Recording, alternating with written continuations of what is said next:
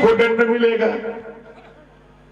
पति जो कर रहा है उसको दंड मिलेगा। ऐसा कुछ नहीं है, क्योंकि अभी इसी कथा से जानकारी प्राप्त हो जाएगी आपको कि वाल्मीकि को, रत्नाकर को वाल्मीकि की डिग्री प्राप्त होगी, ब्रह्म की डिग्री प्राप्त होगी, लेकिन पत्नी के जहां का तहां रह जाएगी।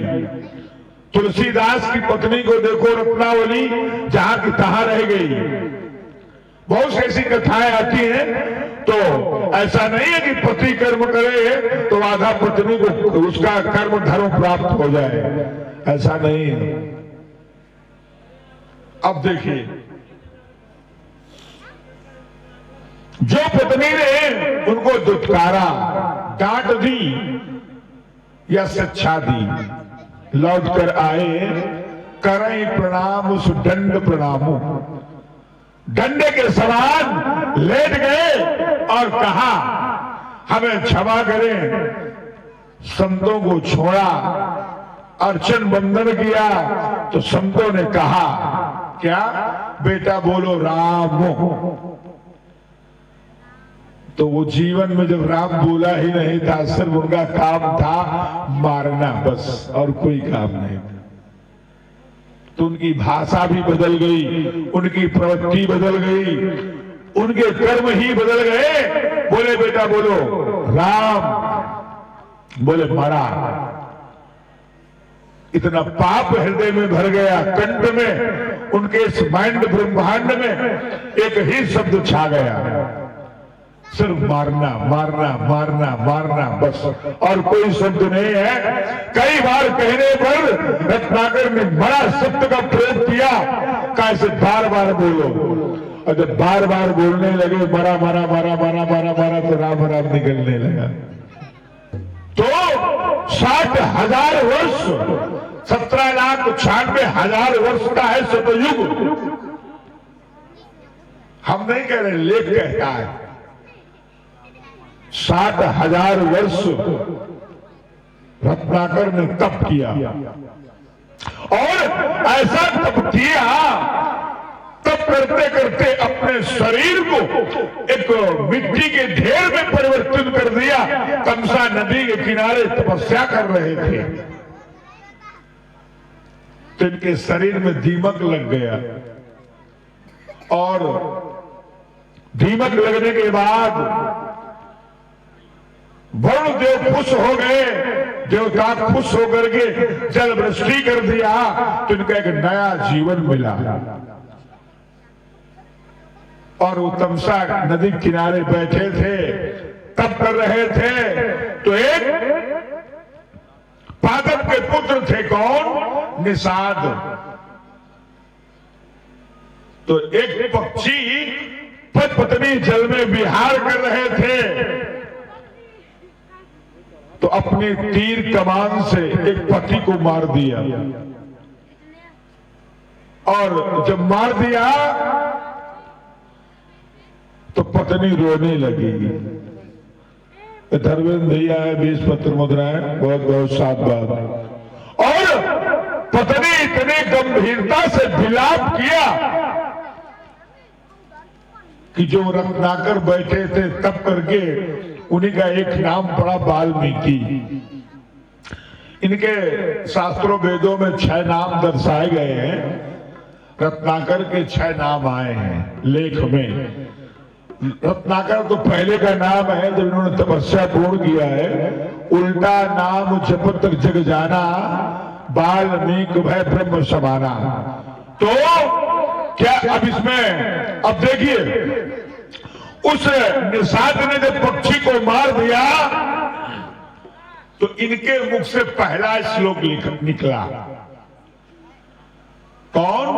मां निषाद प्रतिष्ठिता सरस्वती तुम गवा। पहला श्लोक है। तमसा नदी के किनारे जब उस निषाद ने उस पक्षी को मार दिया, पत्नी रोने लगी, तो उनके मुख से पहला श्लोक निकला, कौन? मां निषाद प्रतिष्ठा सरस्वती तुम गवा। हे निषाद, मैं तुझको श्राप देता हूं, तेरा मान प्रतिष्ठा भंग हो जाए। और तू कभी तुम्हें सुमत की एकता नहीं प्राप्त हो सकती है। जिस प्रकार आज वो पत्नी मिलक रहा है उसी प्रकार तू पत्नी मिलखेगा, तेरा राजपाट मान प्रतिष्ठा चली जाए, तुझे जब तक नहीं प्राप्त हो सकता है।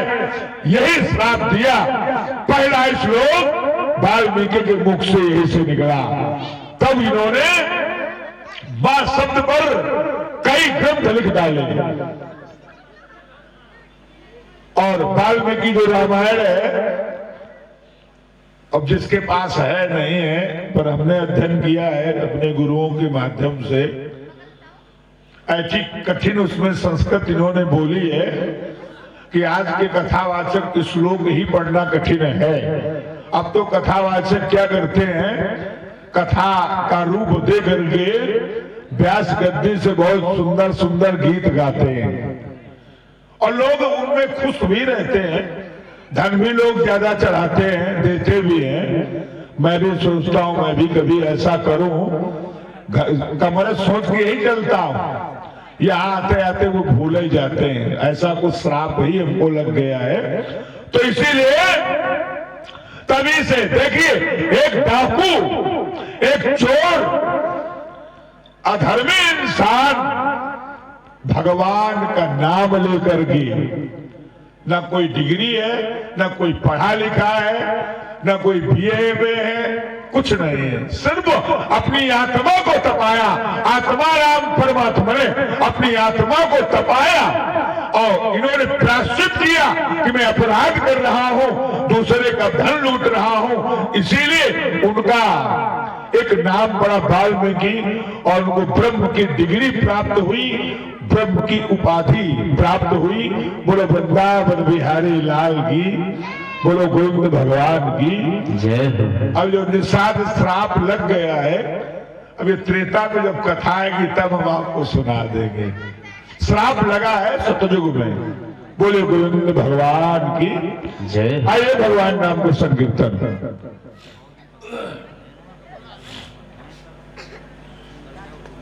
बोलेंगे सभी लोग। सीताराम सीताराम सीताराम सीताराम।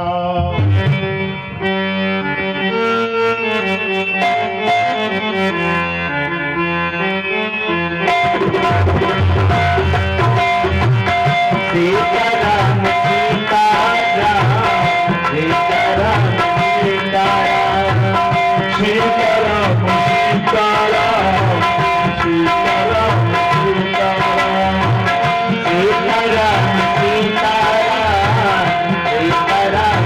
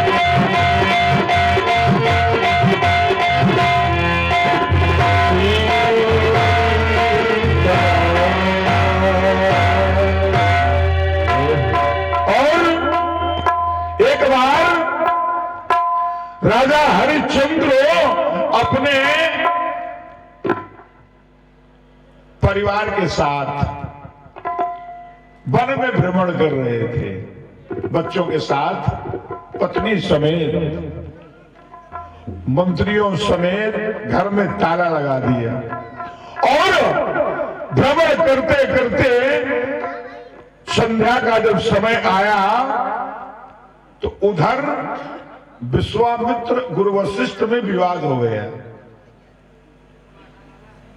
गुरु वशिष्ठ ने कहा मेरा शिष्य बहुत ईमानदार है, तो गुरु वशिष्ठ ने कहा आपका शिष्य ईमानदार नहीं है। गुरु वशिष्ठ ने कहा मेरा शिष्य सत्यवादी है, तो विश्वामित्र ने कहा तुम्हारा शिष्य झूठ बोलता है। आपस में झगड़ा शुरू हो गया। अब आइए, इसके पहले भी मैं कथा सुनाऊं, नहीं समझ नहीं पाओगे। राजा हरिश्चंद्र ने 12 साल तक झूठ बोला है। एक दिन नहीं, कितने दिन? 12 वर्षों तक। अब देखिए, राजा हरिश्चंद्र की कोई संतान नहीं थी और गौर करना, ये इनकी जितनी वंशावली हुई है, चाहे दिलीप हो, चाहे सगर हो, चाहे भागीरथ हो, चाहे अंशुमान हो, चाहे समंजस हो, चाहे कोई भी हो, जिनके संतान हुई है सबके चौथे पन में ही संतान हुई है। इनकी जो वंशावली है, इनके जितने भी संतान है सब चौथे पन में हुई और बिना यज्ञ के और जप के संतान ही नहीं प्राप्त हुई। अब देखिए, राजा हरिश्चंद्र के कोई संतान नहीं थी। इनकी पत्नी का नाम सैव्या, एक उपनाम है तारा। एक लोग के कई नाम होते हैं, पर तारा जो बाल की पत्नी थी उसकी पत्नी का भी नाम था तारा। तारा बिगड़ देख रघुराया, पर सैव्या इनके कोई संतान नहीं थी और ये क्या किया,